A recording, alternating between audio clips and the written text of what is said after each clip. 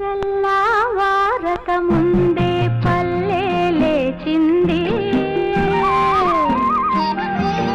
తన వారినందరినీ తట్టి లేపింది.